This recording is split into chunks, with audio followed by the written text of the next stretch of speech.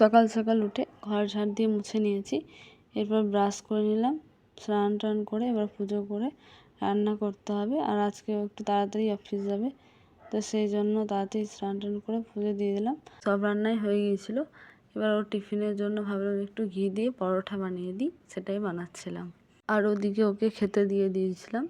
ও খেতে খেতে আমার পরোটাটা বানানো হয়ে যাবে। আর আজকের ওয়েদারটা যেন খুব সুন্দর। কয়েকদিন ধরে এত বৃষ্টি হচ্ছিল বা এখানে বিরক্ত হয়ে গিয়েছিল, তো চলে গিয়েছিল। এরপর আমি ভাবলাম আজকে কিছু কাপড় জমে আছে যেগুলো কাচতে হবে। তার আগে ভাবলাম রান্নাঘরটা একটু পরিষ্কার করে নিই, কারণ রান্না করার পর রান্নাঘরটা একটু নোংরা হয়েছিল, তো সেটা পরিষ্কার করে নিলাম। আর খেয়েছিলাম সেই থালাগুলো ভাবলাম ধুয়ে নিই, দিয়ে কাপড় টাপড় কেচে নেবো। আর তাড়াতাড়ি সকাল সকাল রোদ আছে, বিকালে আবার ওয়েদার চেঞ্জ হয়ে গেলে সেটা আবার নাহলে কাচা হবে না, তো সেই জন্য তাড়াতাড়ি বাসন টাসন ভাবলাম ধুয়ে কাপড় ভিজতে দিয়ে দেবো আর কেচে নেবো কাপড়গুলো।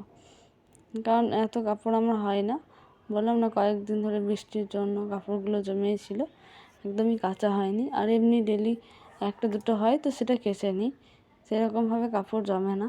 তো কয়েকদিন বৃষ্টির জন্য একদম কাপড় অনেক হয়ে গেছিলো। আর আজকে রোদ করেছে দেখো খুব সুন্দর।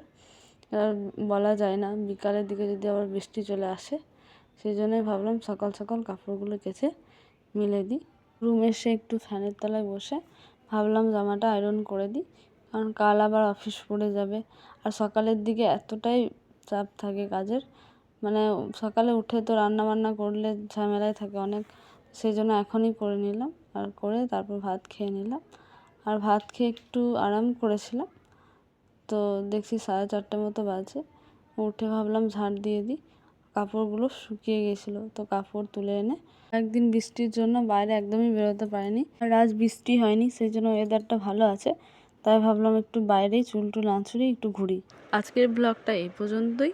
যদি আপনাদের আমার ব্লগ ভালো লেগে থাকে তাহলে ব্লগটিকে লাইক এবং সাবস্ক্রাইব করুন চ্যানেলটিকে, এবং বেশি বেশি করে শেয়ার করুন। Thank you for watching.